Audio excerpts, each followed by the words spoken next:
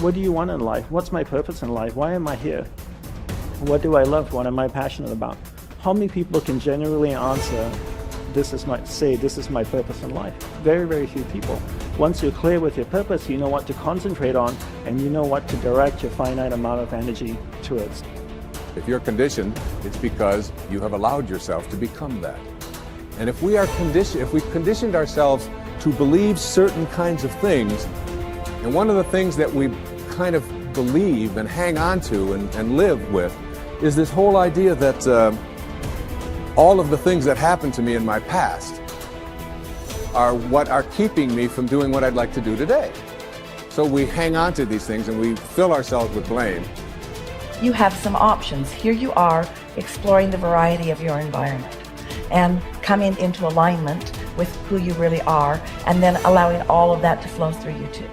So in every moment in time, you have the option of focusing in a way that increases and enhances your alignment and your joy, which causes you to resonate with everything you put into your vortex, or something else. There really are not so many other choices, are there? You can focus on a problem. You cannot have enough money and feel bad because you are attached to the money, or you can not have enough money and feel good as you're anticipating more coming. But the consequence or the circumstance of the money does not need to dictate to you how you feel. That is the problem with getting attached to something that you can't control, is that it leaves you like a puppet with no strings.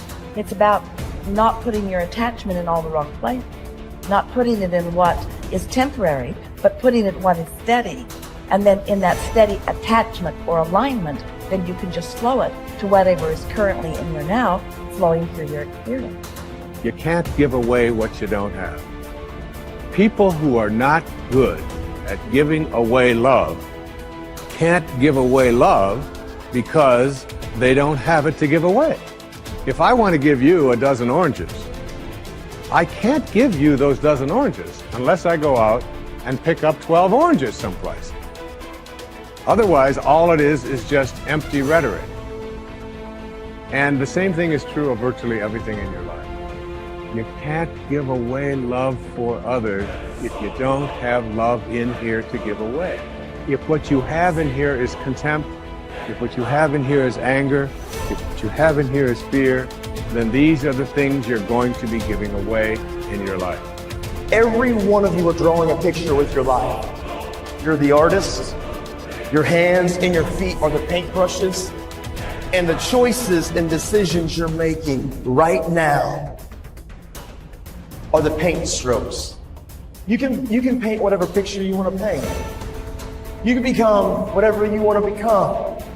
But your choices and decisions that you're making right now matter.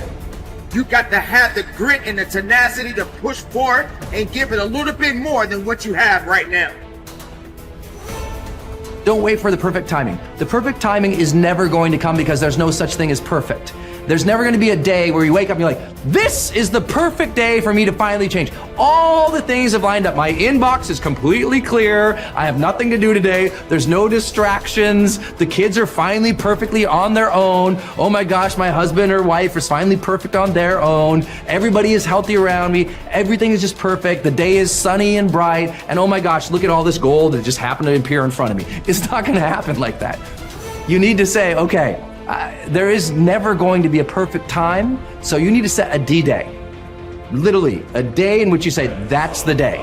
And then you need to marshal all of your motivation, all of your ability to learn and develop skills as fast as you can before that day. But when that day comes, that's D-Day. That's the day that you go. That's the day that you quit.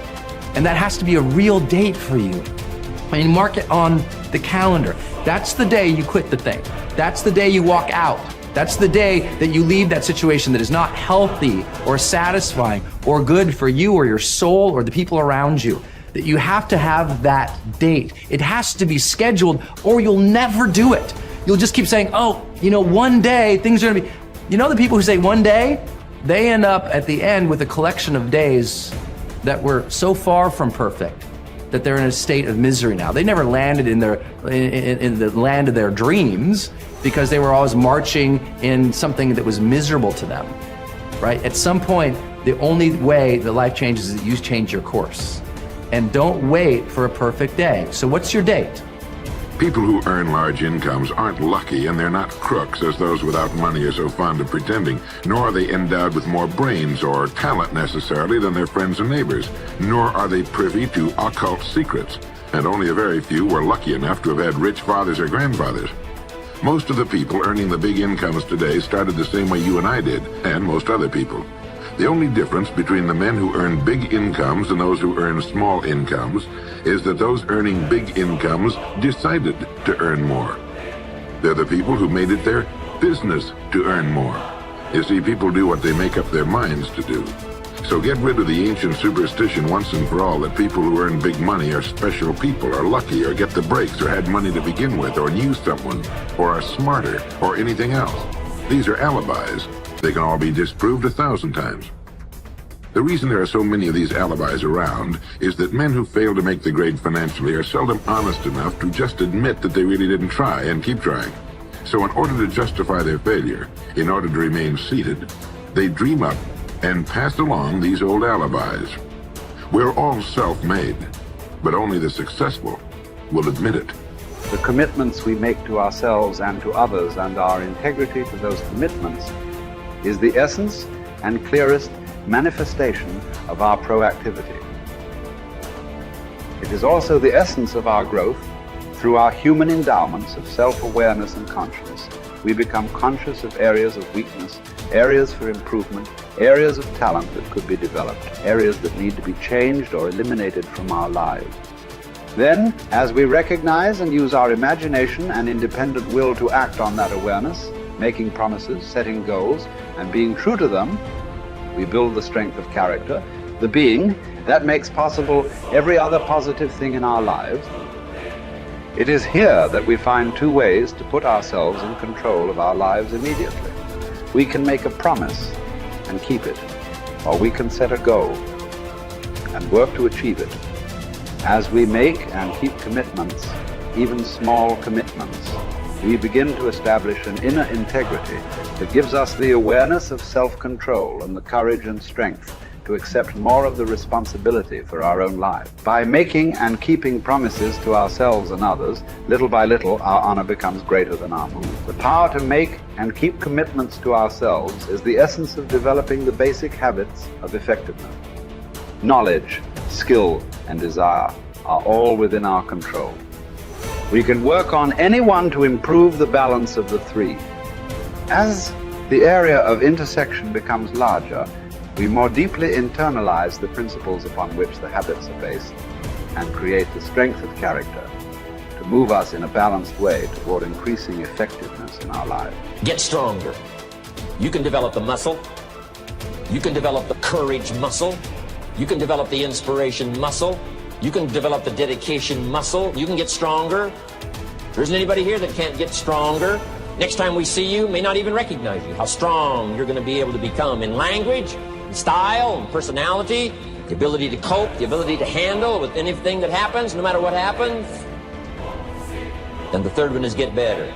We can all get better. I've gotten better. First talk I gave, I stood up, my mind sat back down. But here's the secret to my success. I stood up and did it again. Stood up and I did it again. And I did it again, and I did it again all those many years ago. I did it when I was scared, and I did it when I didn't want to, and I did it when I was ill. And I did it when it didn't work well, and I did it when they didn't appreciate it, and I didn't a lot of times when I didn't know much what I was doing. I just did it anyway.